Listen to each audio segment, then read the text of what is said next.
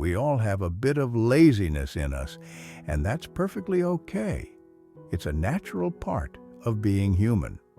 However, it's often these moments of laziness that push us into bad habits. With motivation, we can easily overcome challenges and accomplish tasks, even when they're difficult. But when stressed, tired, or after a long day, we often lack the enthusiasm to tackle challenging tasks. It's in those moments of laziness that we tend to opt for the most convenient and effortless activities, regardless of what they are. This often becomes our default behavior. In technology, default refers to how something operates when you start using it. For example, when you buy a new phone, the settings are already set up for you. Default ringtones and wallpapers are applied, and unless you change them, they will be the default settings you continue to use. Similarly, in our habits, default behaviors are often actions we automatically perform without thinking or changing. Each of us has behaviors that we often engage in, which have become the norm of our daily lives. These behaviors have become second nature, and we often perform them automatically. These behaviors can be positive, such as reading books and learning new skills, or they can be negative, such as smoking cigarettes and mindlessly scrolling through social media all day. Instead of accepting all our behaviors as defaults, we should question those that are not beneficial to us. Similar to how we can change the ringtone of our phone, we can also adjust our behaviors. And this can be done by leveraging our inherent laziness. Simply put, just apply the 20-second rule. In the book, The Happiness Advantage, Sean Achor shares his journey in changing habits. Sean set a clear goal. He wanted to practice guitar more frequently and reduce his TV viewing time. However, he encountered a problem that many of us face when trying to change our behavior. Simply telling himself that he would do it wasn't enough for him to actually follow through. Sean's guitar still lay dormant in the closet, and watching TV remained his default choice. Sean realized that to change his default behavior, he needed to disrupt that process. Without doing so, nothing would change. So he began searching for a solution. Sean realized that every time he wanted to play guitar, he first needed to go to the closet, take out the guitar case, and only when he took the guitar out of the case could he actually start playing. All of this only took about 20 seconds. But even this minimal effort was enough to deter Sean from playing guitar. Upon realizing this, he decided to move the guitar out of the closet and place it on the guitar stand in the living room. Now, whenever he wanted to play, he didn't have to rummage through the closet anymore. The guitar was taken out of the box, and now Sean could pick it up and start practicing without having to exert too much effort. He also applied a similar adjustment to his TV watching habit. This time, he took the batteries out of the remote control and placed them in a drawer in another room. Several nights later, when he returned home and automatically settled into the recliner to watch TV as usual, he realized something was off. Even though he had removed the batteries from the remote control, Sean still kept pressing the power button absent-mindedly. Now, he didn't want to get up and fetch the batteries from the adjacent room because it would require more effort. Instead, he picked up and played his guitar, conveniently located within arm's reach. This small action helped Sean break his default habit.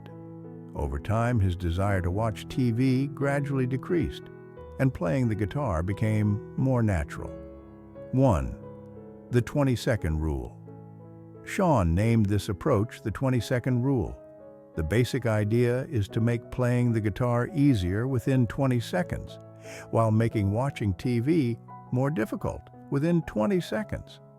And this method can be applied to almost any behavior you want to change.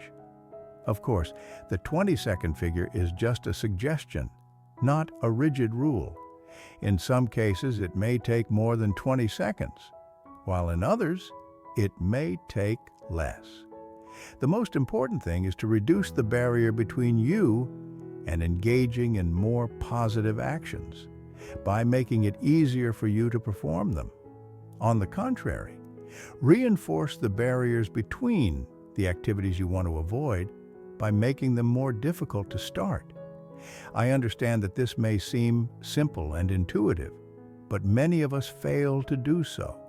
This is actually a missed opportunity because the environment around us has a significant influence on our behavior. Looking at it, typically the hardest part of any behavior is getting started. And when an activity requires a lot of activation energy, getting started becomes even more difficult, especially when you feel tired or lazy. 2. Starting effort. When talking about activation energy, I want to refer to the level of effort required before starting an activity. For example, watching TV usually doesn't require much effort. You just need to grab the remote, plop down on the couch, and turn on the TV. Nothing complicated. However, when starting a workout, you need a bit of activation energy to get going. Nevertheless, if you think about it, lifting weights isn't that difficult either. Right, it's not as easy as just sitting on the couch, even though the actual act of working out isn't that physically exhausting. What makes you feel discouraged is that you have to go through a series of steps before you can start exercising. First, you need to pack your gym bag, change your shoes, then drive to the gym, change clothes, and so on. There are plenty of obstacles along your journey, but if you can bypass some of those steps, or at least make them easier, working out becomes much simpler because you'll need less activation energy. And this holds true for most other activities as well. Generally, most tasks aren't hard to do. They just require a little extra effort to get started. Once you've started and established stability, continuing becomes easier, even when you're not feeling particularly enthusiastic about that activity.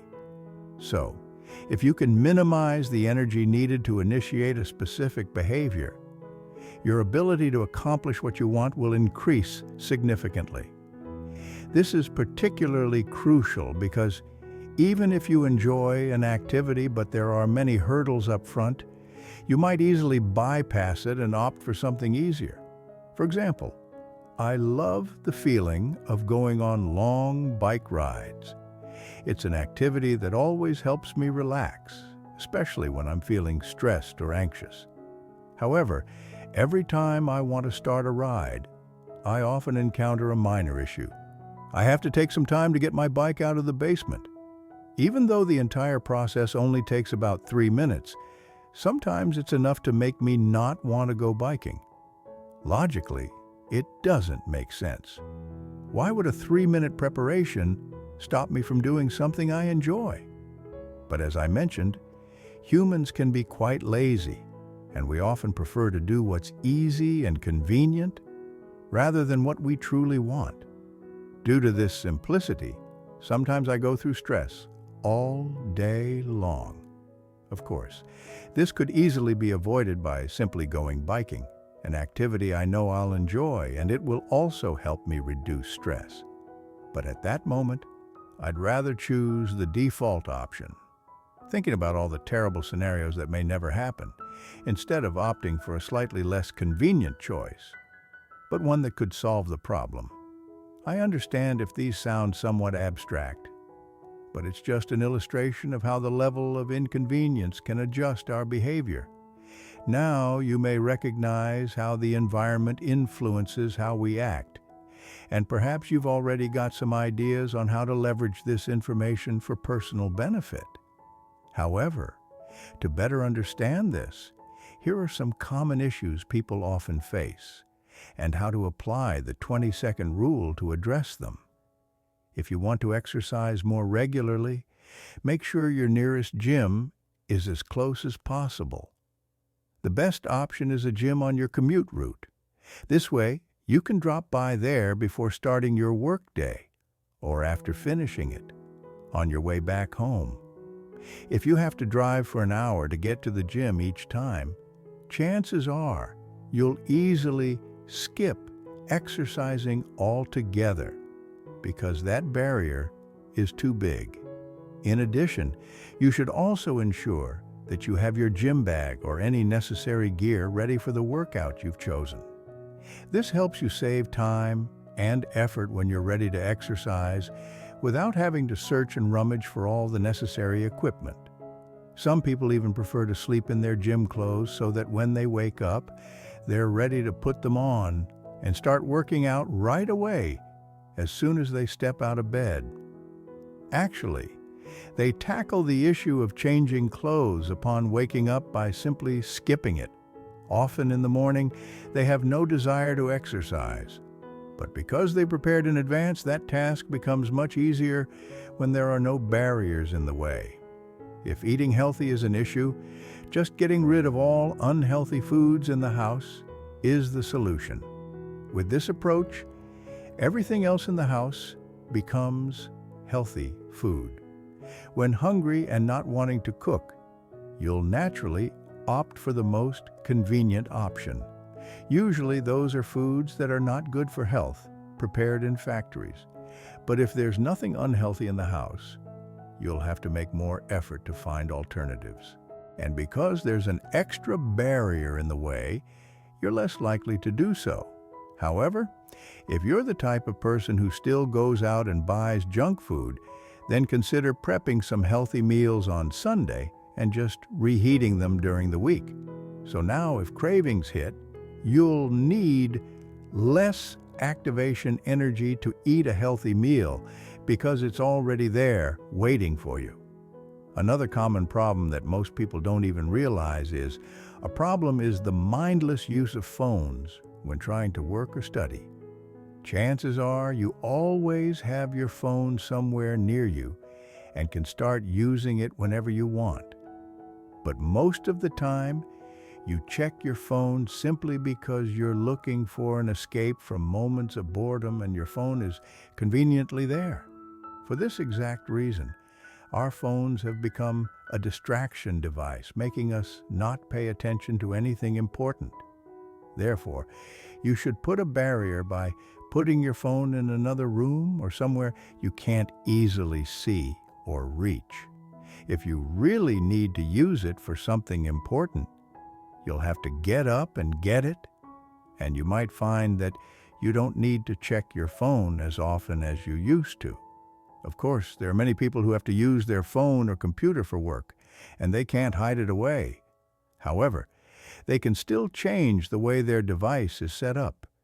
If you're struggling with using social media too much, just delete all the apps or move them into a harder-to-reach folder. Refine your home screen so that it reflects your work. Not only does this create a barrier against unnecessary social media use, but it also makes work-related tools and apps more accessible. When it comes to using your computer, you can also clearly separate work and play. This helps you focus more on tasks and improve work performance. This approach is further implemented by creating 2 user accounts on your computer, one for work and one for leisure. When you log into the work account, everything is set up to focus on tasks without being distracted by random websites or games. When switching to the leisure account, there are no reminders of work, and you can relax without having to worry. This helps maintain a balance between work and personal life, enhances work performance, and reduces stress.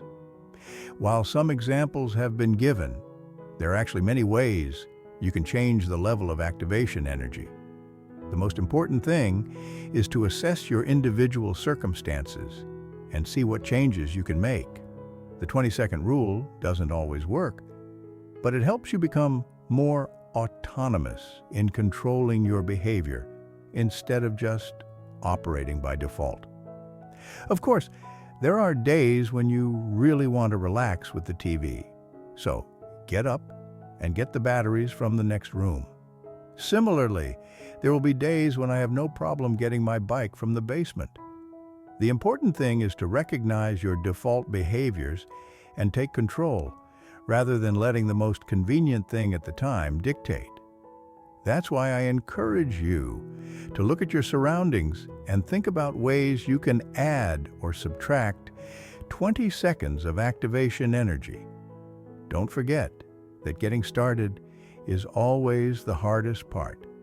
So make it easy to start the actions you want to take and create obstacles for the actions you don't want. This will help you become the one in control of your own behavior.